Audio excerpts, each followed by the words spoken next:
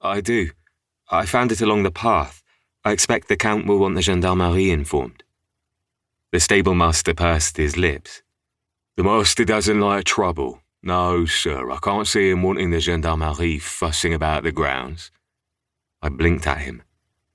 Are you suggesting that I ignore it?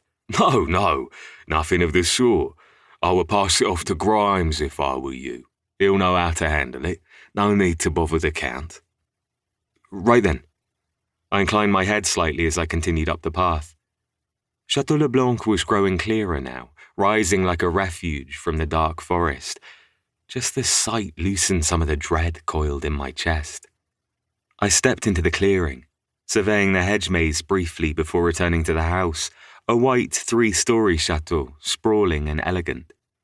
Ivy climbed up the side of the building, clinging to the stone and threatening to crowd in on the windows. It reminded me briefly of La Vallée, my ancestral home, and a pang of sadness tugged at my chest before I banished the thought and refocused on the task at hand. I strode purposely towards the servants' entrance before hesitating on the doorstep, wondering how appropriate it was to bring such a vile thing indoors. I reached out for the bell, pausing as I heard footsteps approach from behind. Glancing back, I saw the stablemaster had followed me. He nodded, sidestepping me and opening the door. I'll do you the favour of fetching Grimes. I appreciate it, I said, and nodded back, surprised by his thoughtfulness, if not outright relieved. It spared me the undesirable task of surprising the butler. Given that Grimes held my employment in his hands, I did not want to get on his bad side or cause him any unnecessary grief that would look unfavourably on me. Esteem was everything for a servant. A disturbance from the drive caught my attention. A cloud of dust bloomed into the air on the tail of a small carriage pulled by a single horse, its head lifted proudly as it clopped along the gravel. Not visitors to the chateau. This carriage was far too simple for nobility. Plus, the servants' hall would have been abuzz with the impending arrival of any guests. Dupont! I blinked at the name before realising it was the last name I'd adopted to conceal my true surname. I scrambled to attention as Grimes stepped out from the servants' entrance, the stablemaster at his heels. Grimes's eyes immediately sought the offending article in my hand, and he grimaced before holding a kerchief to his face, as if the mere thought of the hand was revolting to him.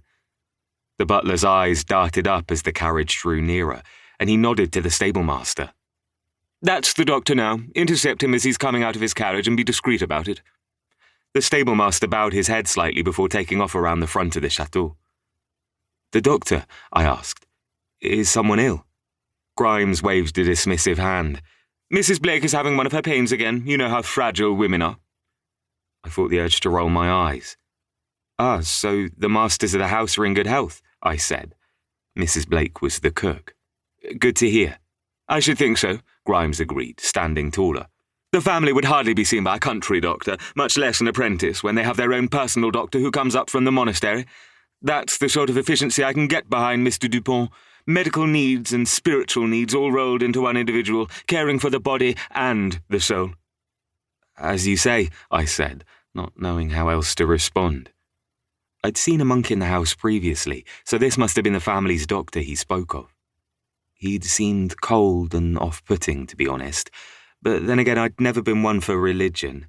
I'd gone to church with my family and attended with the servants now, but I would hardly say I was devout. I only went to keep up appearances. In another minute, the stablemaster had returned, slightly out of breath, with a man behind him carrying a doctor's bag.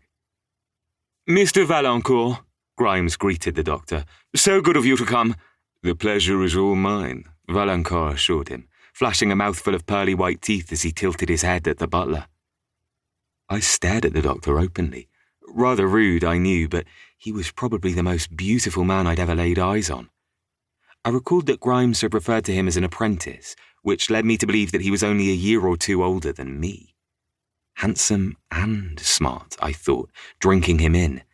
That was a winning combination, in my opinion. Valancourt had a dark complexion, his hair shaved close along the sides, but with a crown of obsidian curls. I wondered briefly if his family was from Africa or the Caribbean islands.